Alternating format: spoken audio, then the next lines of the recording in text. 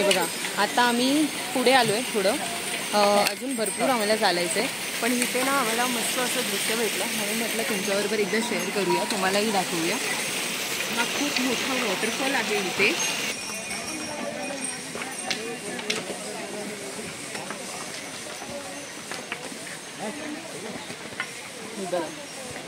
हा खूप मोठा वॉटरफॉल आहे इथे आणि तुम्ही विचार करू शकता केवढ्यावरून आणि केवढं स्वच्छ पाणी इथे येतंय।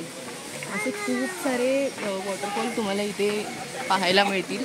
त्याचबरोबर जर तुम्ही समोरचा डोंगर बघत असाल तर तिथे पण तुम्हाला अजून पण दिसेल की लँडस्लाईडमुळे जी जमीन घसरली होती ती केवढी घसरली, अख्खा डोंगर खाली आलेला 2013मध्ये, आणि ते अजूनही इथे दिसतंय।